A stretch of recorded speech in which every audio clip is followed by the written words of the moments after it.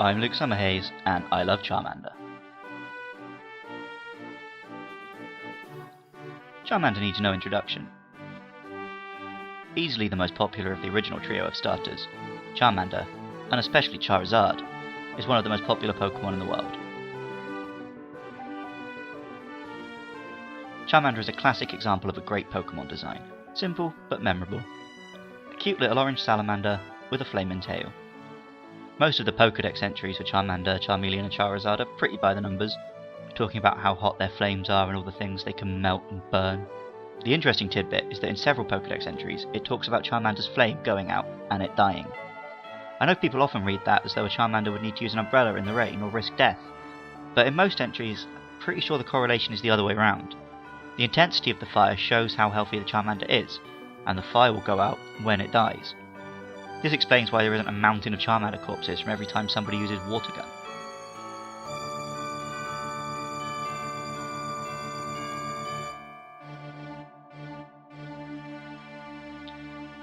Charmander's name is pretty self-explanatory. Char refers to a state of burning, and then Mander, Meleon, and Zard come from Salamander, Chameleon, and Lizard respectively. He's a fire lizard. It isn't rocket science. The Japanese name is even more on the nose. Hitokage is the Japanese from Salamander, and it's made up of fire and lizard. Hi and Tokage. Charmeleon and Charizard are even more on the nose. Their Japanese names are Lizardo and Lizardon. No doubt a big reason for Charmander and Charizard's enduring popularity is their role in the anime. For the first few seasons, when Pokemon was at the peak of its ridiculous popularity, Charizard was the main cool, tough Pokemon among Ash's team of cute critters. Pikachu, Bulbasaur and Squirtle stayed as lovable, loyal animals throughout, but Charmander grew up and turned kinda mean. Charmeleon, to me, is the definition middle evolution. Taller and cooler than the cute Charmander, but without the special features that make Charizard iconic. Something about the design, no doubt influenced by the portrayal in the anime, just makes Charmeleon the quintessential awkward, stroppy teenager to me. Then finally we have adulthood. Ash's Charizard followed in Charmeleon's footsteps, initially being grumpy and unresponsive. I always think of the first movie and Mewtwo's line, "Your Charizard is poorly trained." Of course, later in that movie Charizard did fight for Ash, and as the show went on he grew to love and respect his trainer, and went from a bit of a bully to a lovable rogue. Charizard helped save the day in the second movie, and had an even bigger heroic and iconic moment in the third. These first three Pokemon movies are big deals for people of my generation because they were the ones that were shown in the actual cinemas in the UK. So seeing Charizard swoop in and fight Entei and save the day was proper punch the air stuff for me.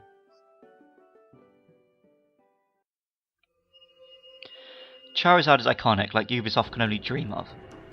Charizard is a dragon straight out of Game of Thrones, and Ash rides him around like he's the original Daenerys Stormborn of the House Targaryen, Queen of the Andals and the First Men and Protector of the Well, Queen of Marine and Khaleesi of the Great Ghast Sea, Breaker of Chains, the Unburned, and the Mother of Dragons. Except, Charizard isn't a dragon, and in Red, Blue and Green he couldn't even learn fly, but we won't go into that. Dragons in mythology, here in the West, and especially in China and Japan, are sacred and powerful far beyond even other mystical creatures. In the games, particularly the first couple of generations, dragon was treated as a special and powerful type. In most mythologies and fantasies where dragons are something powerful and ancient, there are other fire-breathing lizards who appear similar, but are of more natural origin. Think of Dark Souls, Monster Hunter, and even Lord of the Rings.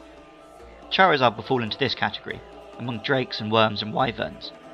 Which makes sense, he's a starter Pokemon. He wasn't called into being by a wizard or born 1,000 years ago. He started as a cute little lizard and grew into a powerful Charizard over the course of journeying with his trainer. Growing and learning and evolving is the core value of the whole Pokemon franchise. Charizard, as one of the original starters, represents and embodies that, which is why it makes sense he isn't a dragon. It would dilute the point of the character if Charizard were a dragon, and it's good that he stays as fire and fly. In the 6th generation of Pokemon games, the original starters returned and gained Mega Evolutions to boot. Charizard again showed off that it's the most popular, gaining not just one but 2 Mega Evolutions, one for each game. Mega Charizard Y turns Charizard up to 11. His spikes are spikier, his wings are wingier, and he just looks a bit more Charizard. Mega Charizard X colours it black like the shiny and makes Charizard a dragon. Fine then, I guess I was wrong. To me, this goes to show why the Mega Evolution idea wasn't really very Pokemon. Even at the time, everyone compared it to Digimon and Digivolution. And it does feel much more like that than the classic Pokemon theme of growing and evolving and training.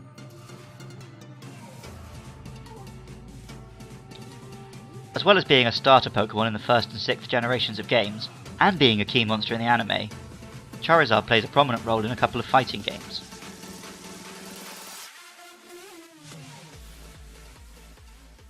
Of the 3 Pokemon used by the Pokemon Trainer in Smash Bros. Brawl, only Charizard returned on the 3DS and Wii U games. This was because to get the games running on 3DS, no transforming characters could be kept. And Pokemon Trainer is back in Smash Bros. Ultimate, and Charizard is once again along for the ride, meaning he has appeared in 3 different generations of Smash Bros. As a playable character. Charizard was also a fighter in Pokken Tournament from the very beginning. My main memory of Charizard in Pokken was that it was used by one of my best friends, Amelia, and it took me literal months to get good enough to actually beat her. If we played random, we were pretty evenly matched, but I just could not beat her Charizard.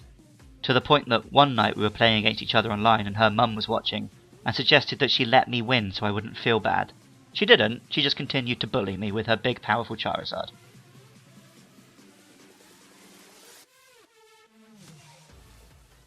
I don't care though, I love Charizard anyway.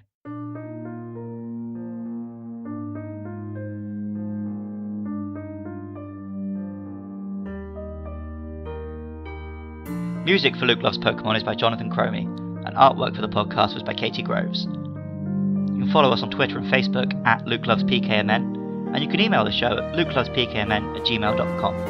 Please do get in touch if you've got anything to say about the next Pokemon we'll be covering, Squirtle and their evolutions. And if not, give us a rating and review on iTunes, like and subscribe on YouTube. All of that nonsense does help. And remember, I love Pokemon, and I love you too.